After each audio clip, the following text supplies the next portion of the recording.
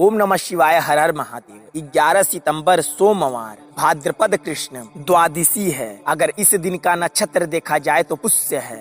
यह भाद्रपदा का सोमवार द्वादशी तिथि और पुष्य नक्षत्र में पड़ रहा है। इस द्वादशी और नक्षत्र पुष्य का विशेष उपाय आपको बताएंगे, जिससे आप अपने घर की सारी दिक्कतों को आसानी से समाप्त कर सकते हैं। चाहे आपके घर में कितनी बड़ी परेशानी क्यों ना चल रही, चाहे आपके घर में पैसे की बहुत ज्यादा तंगी हो, आपके घर में पैसा बिल्कुल आ ही नहीं रहा हो, या अगर आपके घर में किसी का तबीयत खराब हो, वो ठीक ही ना हो रहा हो, आप दवा कराते कराते थक गए हो, या आपके घर में कोई हानिकारक शक्ति का वास हो, तो भी इन सारी समस्याओं से आप छुटकारा पा सके हैं सिर्फ इस एकमात्र उपाय से। इस सोमवार द्वादशी नक्षत्र पुष्य का विशेष उपाय है, जिससे आप अपने घर की कोई भी दिक्कत हो, कोई भी परेशानी हो, आसानी से समाप्त कर सकें। और तो और अगर कोई परेशानी आपके ऊपर आने वाली होगी, वो भी आसानी से टल जाएगी। इस उपाय को करने के लिए आपको थोड़ी सी सावधानी बरतनी पड़ती है, क्योंकि इस उपाय में अगर कोई त्रुटि हो जाती है तो आपके जीवन में कठिनाइयां भी आ सकती हैं। इसलिए इस वीडियो को बेहद ध्यान से देखें, ताकि आपसे कोई इस उपाय में त्रुटि ना हो। और इस वीडियो को बेहद विस्तार से देखें और लास्ट तक देखें, ताकि आपको अच्छी तरीके से यह उपाय समझ में आ सके। यह उपाय आप आसानी से कर सकते हैं, आपसे कोई त्रुटि भी नहीं होगी। बस आपको इस वीडियो को पूरा देख लेना है। हाँ, और एक बात, अगर आप भोलेनाथ के सच्चे भक्त हो तो इस वीडियो को जरूर लाइक करें और चैनल को सब्सक्राइब करके बेल आइकन दबा लें। यह उपाय बेहद सरल और आसान है, इसे आप आसानी से भी कर सकते हैं। इस उपाय के लिए जो जो सामग्री लगेगी, उनमें से सबसे पहले आपको है बेलपत्री।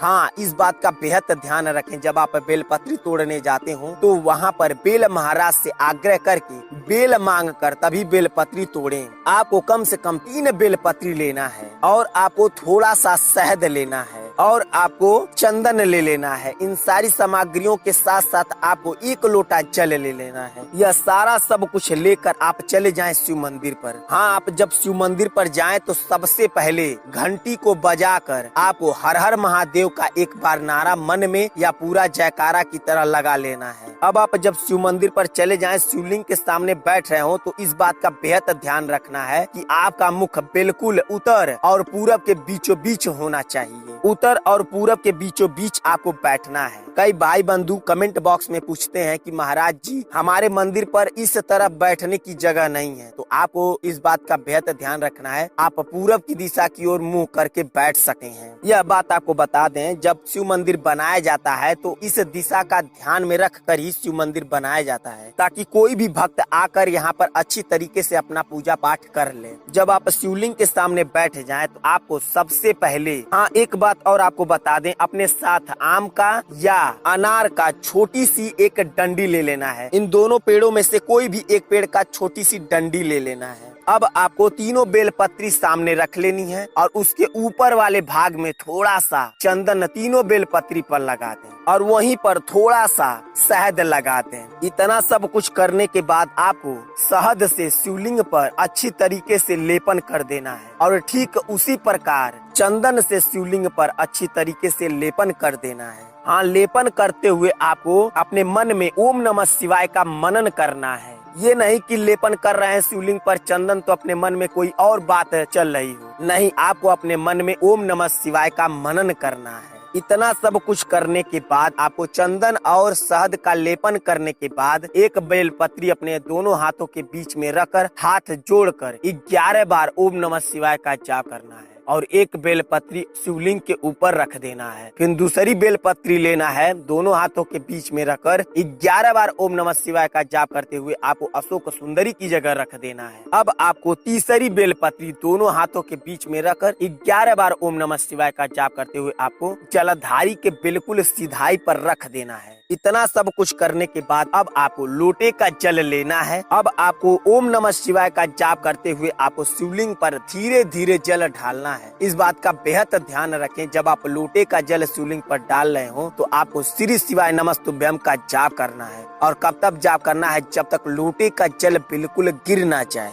जब आप लोटे का जल बिल्कुल डाल लें, वहीं पर शिवलिंग के सामने लोटा उल्टा करके आंख बंद करके आपकी जो इच्छा है, जो कोई भी काम अटका पड़ा हो, जो कोई भी परेशानी चल रहा हो, अपने मन में 1 बार दोहरा लें और भोलेनाथ से आग्रह कर लें कि हमारा यह काम हो जाए। अब आपको अंत में गाय का दूध और लाई लेना है। सर्पकुंडेश्वर का नाम लेते हुए आपको आधा दूध और लाई चढ़ा देना है शिवलिंग के ऊपर। कम से कम आपको सर्पकुंडेश्वर का नाम 3 बार लेना है। लाई और दूध चढ़ाते हुए आपको आधा लाई दूध पचा लेना है। अब आपको जो वहाँ पर आप जलधारी के बिल्कुल सिधाई पर जो बेलपत्री रखे हैं उसे आप उठा लें। उसे आप लेकर चले आए नंदी जी के पास। वह बेलपत्री उनके सिर पर छुआकर उनके सामने रख दें। अब आपकी जो इच्छा है, जो मनोकामना है, नंदी जी के कान में कह देना है। हाँ, इस बात का बेहद ध्यान दें कि नंदी जी के कान में कैसे कहना है। पहले आपको ओम नमः शिवाय का जाप करते हुए अपनी मनोकामना, अपनी इच्छा कह देनी है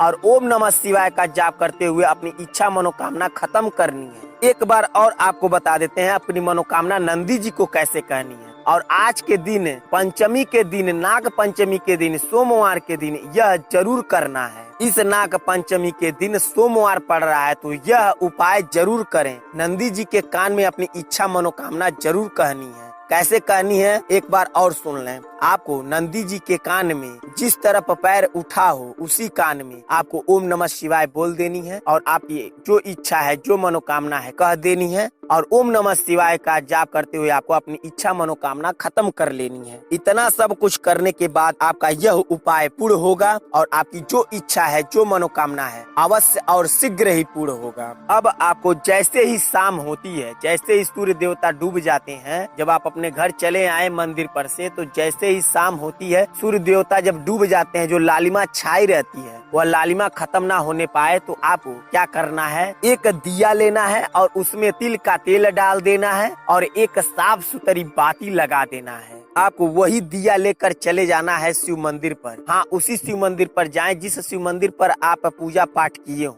वहाँ पर दिया जलाकर अपनी जो इच्छा है, जो मनोकामना है एक बार और कह दें और उस दिए का आंच लेकर अपने चेहरे पर कम से कम 11 बार लगा लें। इतना सब कुछ अगर आप ठीक तरीके से कर देते हैं तो आपकी जो इच्छा है, जो मनोकामना है वो अवश्य पूर्ण होगा और शीघ्र ही पूर्ण होगा। तो आप इस उपाय को अपने जीवन में जरूर अपनाएं और अपने जीवन को सुखमय बनाएं। ऐसा दिन बार बार नहीं आएगा। तो कमेंट बॉक्स में हर हर महादेव का नारा एक बार जरूर लगा दें। चलिए मिलते हैं आपसे अगली वीडियो में, तब तक के लिए श्री शिवाय नमस्तुभ्यम। हर हर महादेव।